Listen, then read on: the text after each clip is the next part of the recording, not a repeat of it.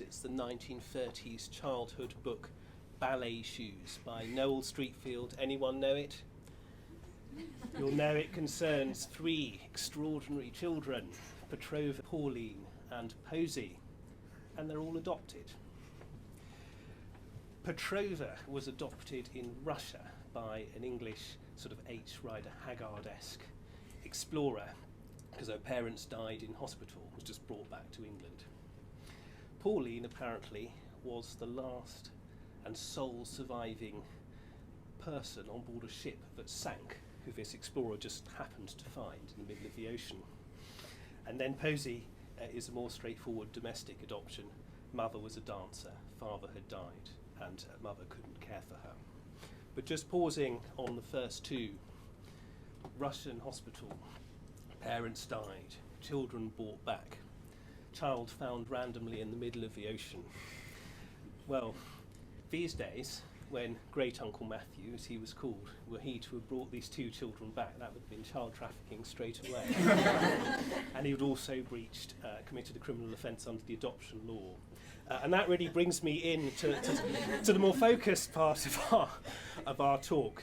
We can't cover the entirety of international adoption in 15 minutes. Exhibit A.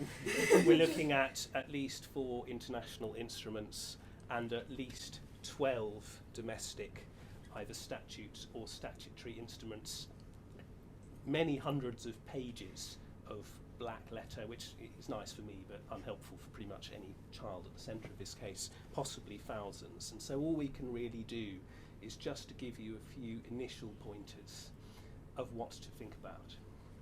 And I've got really 2 points to make about that.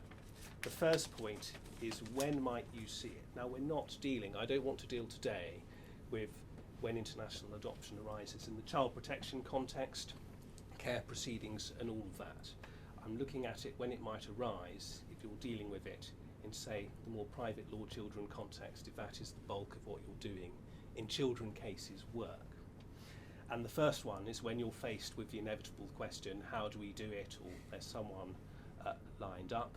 Is the child here or abroad? Is the child coming here or going abroad? Where do the parents live?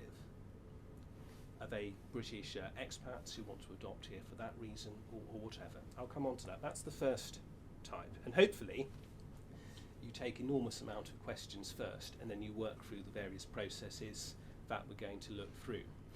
But my favourite, and it's of course the nightmare scenario for everybody in the court, is when you're in a normal private law children case, happily bootling along in maybe East London, but probably not, because you won't get a listing, and all of a sudden you know a child's been adopted, and all of a sudden there's some remark about how this child came to be adopted, where was it adopted, and all of that. And all of a sudden the whole sledgehammer of legislation and inadvertent screw-up suddenly appears that you have to unravel. So please always remember that and think of those 2 particular scenarios. That's the first point.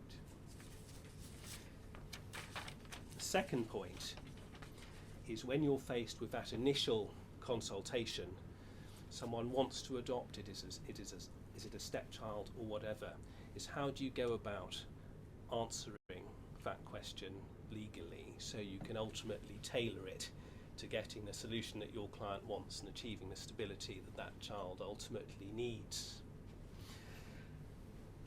Well, is the child here? Or is the child to be brought? Is the child here and is going to leave? Is the child somewhere else and is going to be brought here? Has the child been adopted elsewhere and then been brought here? Is it an adoption which involves 2 countries who are signatories to the 1993 Hague Adoption Convention?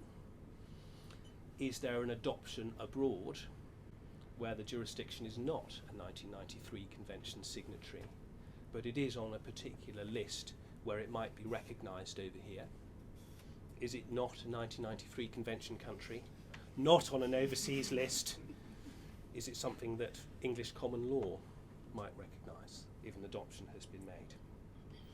What are the immigration consequences in the foreign country and in this country of any of those options?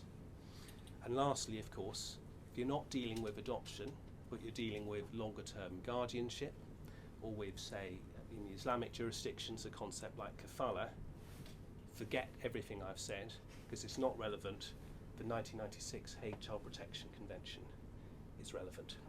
And just to give you a bit more overview of some of the processes, so at least you can start thinking about it and know it can springboard you in to thinking about the issues. I'll pass over to Sasha for the details.